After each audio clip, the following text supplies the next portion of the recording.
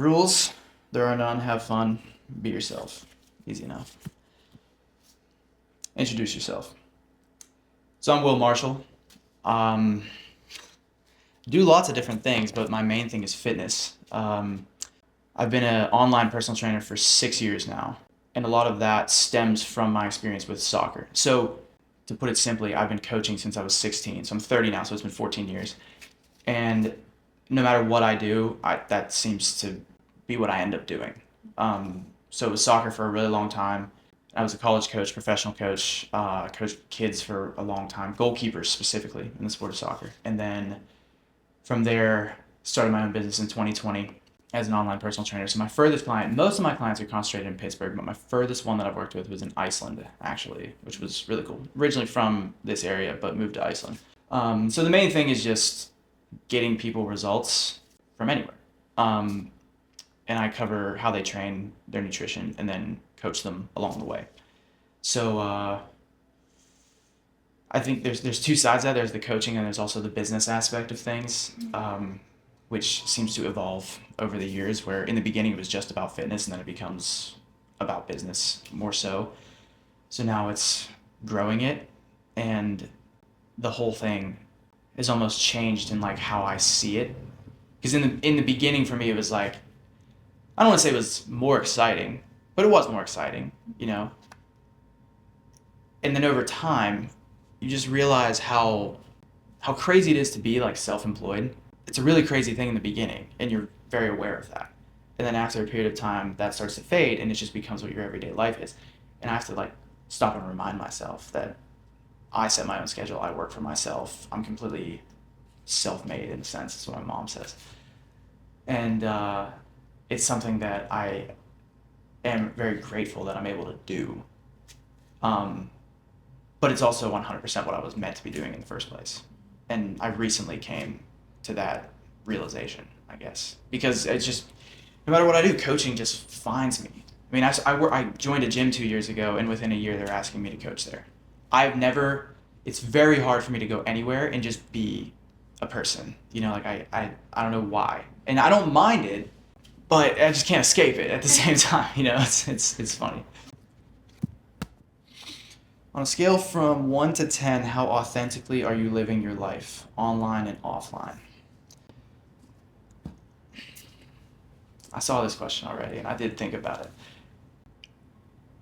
The big thing with this, because I do hear from people that online, my content is very authentic and genuine, which I love hearing. That's awesome. It's great. And I appreciate when people share that. And I had the thought about it that I've never once thought about, is this authentic or is this genuine? And because of that, I feel like it's the most authentic and genuine it could possibly be.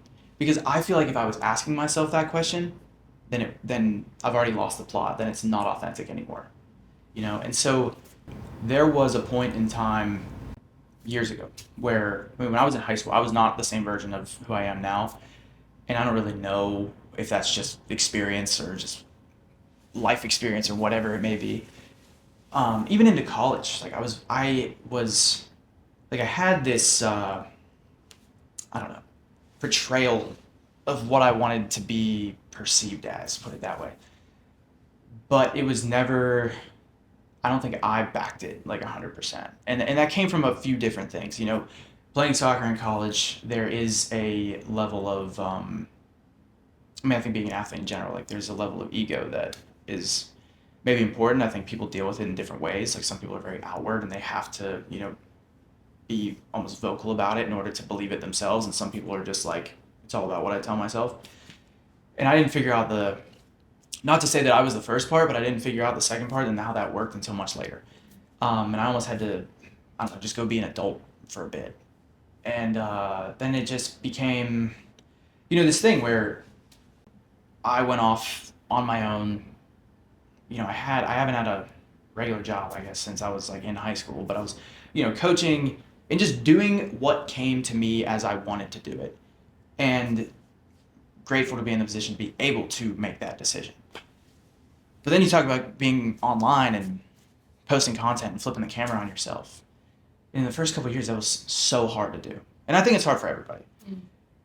But after a while, it's like, you know what? Who gives a shit? Really, at the end of the day, like, if someone doesn't like what I'm posting, then go look at something else. There's no reason. And I get comments like that. We get them on the podcast, or you know what the bean soup theory is? No. So the bean soup theory is this idea that when you post something and then someone says, this is not relevant to me, you should post something else because this is not relevant to me. It's like, well, go find something that is relevant to you, And so really at the end of the day, I think when you're talking about being authentic and genuine, I do think if you have to question it, I think that there's something maybe missing there, of like, you create something and then it's like, if you really are unsure, then I don't think it's fully authentic. So I've never had to ask. And so then I just assume that it is. And from what I've heard from other people, it comes off that way, which is awesome. But again, that's never been my intention to do it. And that's a crazy way to kind of like go about it, I think. Yeah. Well, it seems like you've always known who you are. Yeah, but I really didn't start like maybe being really, really confident in that, who that was, until after college, I guess. And not to say I was like shy and nervous, but there was just a lot of like mental battles with that kind of stuff of just like, how am I perceived by other people? That was something I always found difficult in high school. Like, I remember thinking about this as like a kid, because, we only see things through our own eyes. Like, I might say something that I think is going to come off a certain way to you, but I don't know how you're perceiving it. And that was always really complex to me, where I was like, I want to, be this person to somebody else, but there's no way of knowing how they're actually perceiving it or not. So then it would make me like second guess like how I was then going to show up, which is really weird.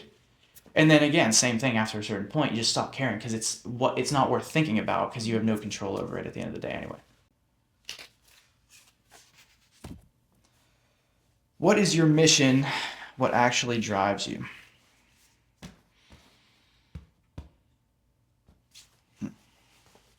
So I got to go back for this one. When I was in high school, we did senior exit interviews. And it was one of those things where like, it was just a formality, part of the graduation process.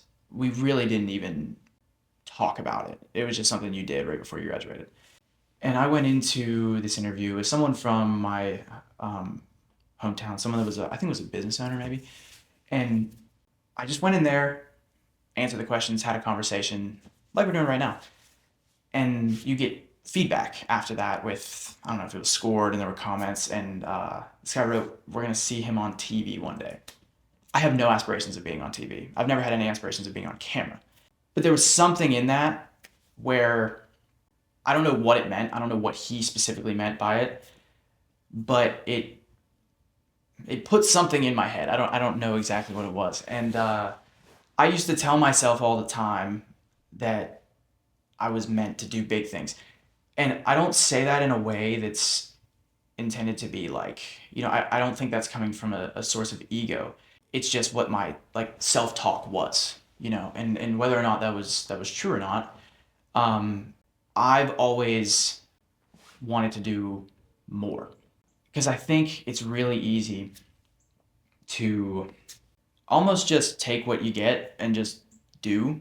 And that's all fine and good. I mean, if you're okay with that, that's amazing. That's great. You're in a place of comfort and security. That's fantastic. But I don't think that I have the ability to do that, And so, coming back around to coaching, it's come so naturally to me for such a long time. Like, I never necessarily sought out being a coach, but now I just kept finding myself in the position to do that. So obviously something was going right, like people were receptive to what I was telling them, and I think I was good at it. And so all of it is based in just helping other people, in any kind of way. And one more thing to say on this is, so growing up, my dad worked at West Penn Hospital for a really long time, for 40 years. And when I was really young, I used to walk around the hospital with him once or twice a week. We would walk down the hallway and like every person would stop to talk to my dad. And I don't know why exactly. Like, I think it's just who he is. Like, he knows everybody, willing to talk to everybody. He's also willing to help anybody that needs it, and I got some of that. Whatever that gene is, I also have it. And so it's just natural. I don't know. It's just ingrained in who I am. Oh my God. I was afraid of this question. Beyond fitness and business, who are you? It's like you were in my brain yesterday. I thought on the way here about that question because I don't know. I think that's maybe a bit dramatic to say. I do know. There's a lot of different sides to me, but the fitness and the business one is just what is at the forefront. Um, there's a lot of things that I'm really interested in, but some of those things like it depends on who you're with and who you can talk to and their level of openness, you know. And who are you question is so heavy. Um, it's funny to ask that question at a time like this. I've been injured for 3 weeks, so I haven't worked out in 3 weeks. So, I mean, I spend a lot of time in my house right now with it being 5 degrees outside. I'm in my house with my dog, watching movies. I watch a ton of movies. I've always been really into books, music, and movies. If I could go back in time, I wish I would have played an instrument. Like just got going on something. I've tried to learn to play the guitar, and it's been I know I see him around. I had one for a bit, and it just didn't happen. I've had a drum set in like my Amazon cart for like 6 months now. Music has been, and it's crazy to even I feel like it's crazy to say this. I mean, I know everyone loves music, right? But music has always been something that it's always playing. Like in the car rides, like with my family as a kid, like I had my headphones on all the time. To the point where when I hear songs that it's not so much that I like them that I need to like just keep hearing it, but I just need to learn it. And so the music that I really like to the point where I'm like obsessed with it, and I just need to know it as much as I can. And to love music that much and to never really do anything with it is interesting to think about. Maybe it falls more in line of like a hobby rather than anything else. But that's definitely a big part of my life. I had a class in college that was it was a right I think it was like a seminar and composition class, and I had this thing written down and circled, and it was just the idea of like how on college campuses like everyone has their headphones in and everyone's walking to like their own soundtrack. And like at surface level it's like, yeah, that's definitely true, like that's what everyone's doing, everyone's zoned out. But I always thought adding music to your life was like a really cool idea, like almost how you in the movies, like when you watch a movie and there's a song playing, it like enhances the moment so much. And I wish that there were just like speakers everywhere to just play songs at opportune times, but there's not. So if your wildest dreams had already come true, what would your future self tell you to stop holding back? Emotion. I don't know why this is, but I think growing up for me, for some reason, and I don't know where it comes from, but like emotion always felt something that wasn't really like allowed, and that doesn't come from my parents. I don't know where it really came from. And there's a side to me where I'm always like a hard motherfucker, like, um, and I think that maybe comes from sports, playing soccer my entire life. And for me, I think the all the emotions reserved for the stuff that isn't sad, you know? Like I don't ever cry, but when I do, it's usually from something like happy, you know? Um, and I think I've gotten better at it as I've gotten older. But, in the past 10 years, even like when I was like a teenager, everything was bottled, and it probably still is to some capacity. But I don't think there's anything wrong with like feeling it either. But like when it comes up, there's just so much resistance to it. And I can't explain it. I don't know why that is. But and I don't know how much that would have added to my experience of life, of like, if I wouldn't have held back as much. Maybe certain things would have been like handled earlier. because it does matter, right? Like, I mean, storing it all is not helpful. And, maybe things would be different in a sense. But I mean, there's nothing that I look back on that I would change about like my life. That's one of the major themes in my life, is to live it in a way that I would do it like I would repeat it every time if I could. And I really do hope we get to repeat it, to be honest. I like, seriously. I mean, I don't know if that's a possibility. We'll never know if that's a possibility, but I would love to go back and just restart my life exactly how it is up to this point right now and do it the exact same way. Just to feel some of that shit again, And that's what's exciting, I think, for the future too, is because there's going to be so many moments you haven't even hit yet that are going to like feel that same way, that you're going to want to repeat. You're so good at this. What are you learning to love about yourself? Maybe it's in the same vein as the emotion part, I think. It's funny. I got a dog 5 months ago, and I made this video of, I was like cutting her nails, and I mean, she's my dog. My sister texted me and was like, "I've never seen you like that before."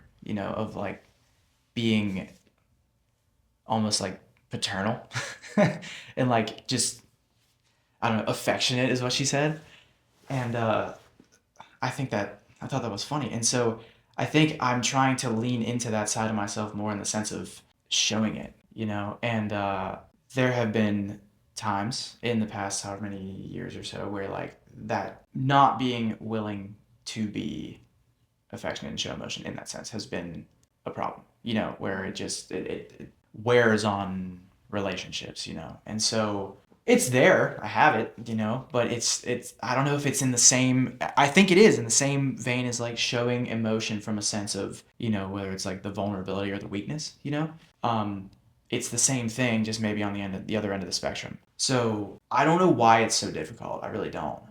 But I don't think I have a choice anymore, because I don't know, like getting to this point in my life, being at 30, I'm like, what am I not getting out of life by not being willing to like have that vulnerability and affection? And I even like almost grit my teeth saying that. But yeah, I think if I had to pick one thing, it'd probably be that. And it's a work in progress every day, but we're getting there. Any final thoughts? I will say this is probably the first time that I've ever said what I've said on camera, recorded, and I'm on camera a lot. I do think I'm willing to say, I'm an open book. I'll say anything. I'm fine. And the element that's added to that wasn't previously there was it's social media. Obviously, the other people are gonna see it. But again, I've arrived at a point where I'm okay with that.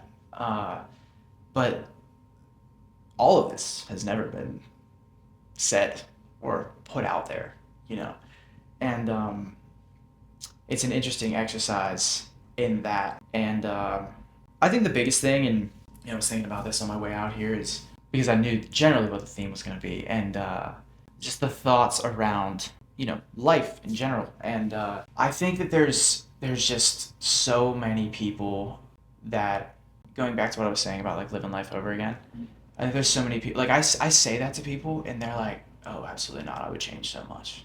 It's like, well, the difference is here that you don't get to change it.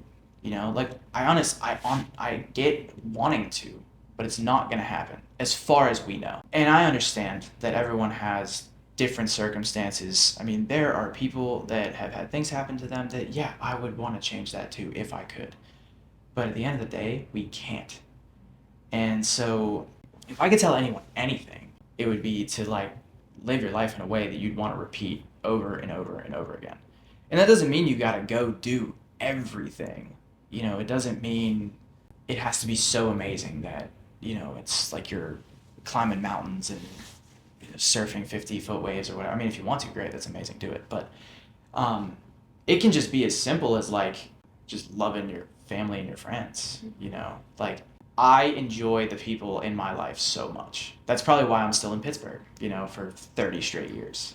And there's so many people, and like beyond just my immediate circle, like I meet new people all the time. That's, I mean, the great thing about like kind of what we do with the podcast and stuff. And it's an incredible thing when you're open to those experiences, because like you never know who you're gonna meet. And I mean, even like you think if you get to a certain point, like, oh yeah, I've got my friend group nailed down. Absolutely not. There's so many people, and even in the past year, there's so many people that I've met that have been I'm gonna talk to these people for a long time. And at the end of the day, I think that's what makes it, just from a life perspective of like who you're around matters so much. And so if you can figure out that part, I think everything else kind of falls into place. And then you're on the way of, getting to I would do this over again if I got a chance. That's it. Thank you, Will.